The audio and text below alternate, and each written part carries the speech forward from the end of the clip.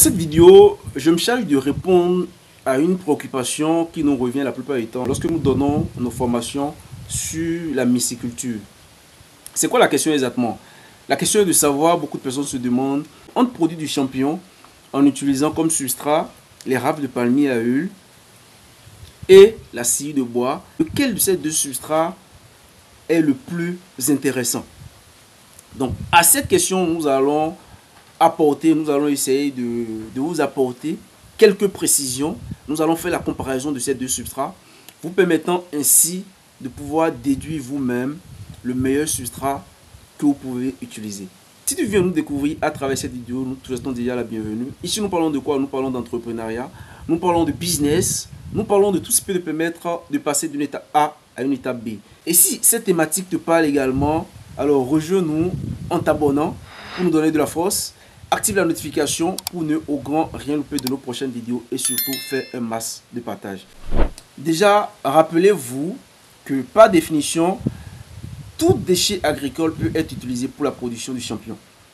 Maintenant, le truc sur lequel il faudra mettre l'accent ici, lorsque vous désirez vous lancer dans la production du champignon, il va falloir vous demander, là où je suis, le pays dans lequel je réside, quel est le substrat le plus accessible? C'est la première question qu'il va falloir vous poser d'abord. Quel est le substrat le plus accessible? Donc, commencez déjà par vous demander quels sont les substrats que je peux trouver 12 mois sur 12. Lorsque vous allez dans certains pays, vous allez remarquer que 12 mois sur 12, vous pouvez avoir les rafles de palmier à huile parce que c'est des pays où il y a suffisamment de palmier à huile. Dans d'autres pays, vous allez trouver facilement la scie de bois parce qu'il y a plus de bois, il y a plus de personnes qui sont dans la transformation du bois.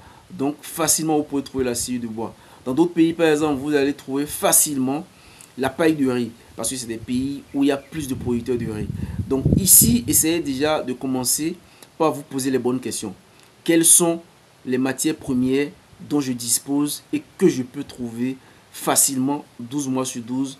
Et en fonction de ça, vous saurez exactement quel est le type de substrat qui serait idéal, que vous pouvez trouver et facilement utiliser.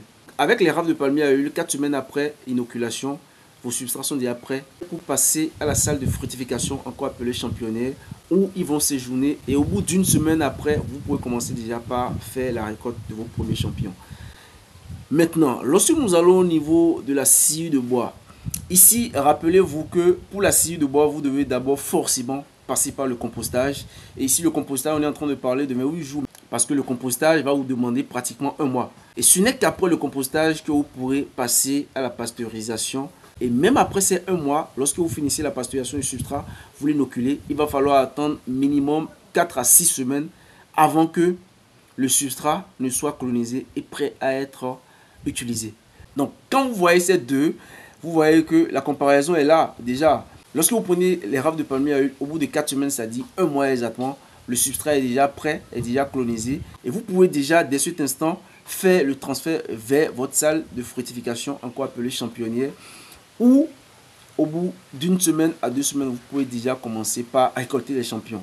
Alors que lorsque vous prenez la scie de bois, il va falloir passer par le compostage qui va vous prendre banalement un mois.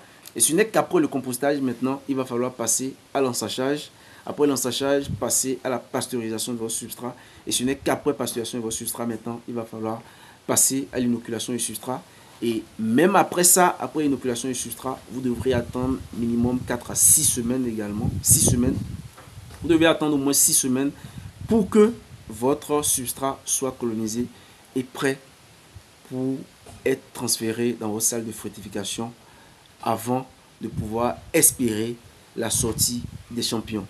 Donc pour faire court, pour ceux qui ont facilement accès aux rafles de palmier à huile, les rafles de palmier à huile sont et constituent le meilleur substrat à utiliser si éventuellement vous avez majoritairement ces deux types de substrats dans votre pays. Rafles de palmier à huile, scie de bois. Donc pour des gens quand même qui ont la possibilité d'avoir ces deux substrats à disposition, si vous devez faire un choix entre la scie de bois et les rafles de palmier à huile, je pense que vous ferez très rapidement le choix. Le choix le plus rationnel ici à faire, c'est les rafles de palmier à huile.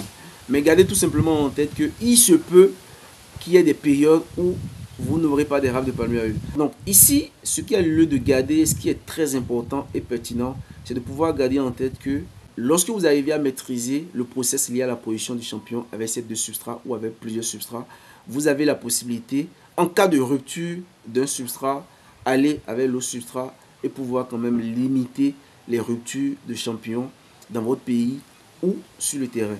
Donc voilà un peu ce qu'il y a lieu de savoir pour une comparaison entre les raves de palmier à huile et la scie de bois, ce que vous devez retenir. J'espère que ce contenu vous a été d'une grande utilité, que ce contenu vous a permis de pouvoir apprendre quelque chose. Si c'est le cas, n'oubliez pas de nous le mentionner dans les commentaires. Et surtout, n'oubliez pas de vous abonner. Faites un max de partage de cette vidéo pour quand même aider votre communauté, aider des proches qui pourraient bien sûr être dans le besoin. C'était Moïse Adonsiba de la chaîne Investir en Afrique. Allez, à très bientôt.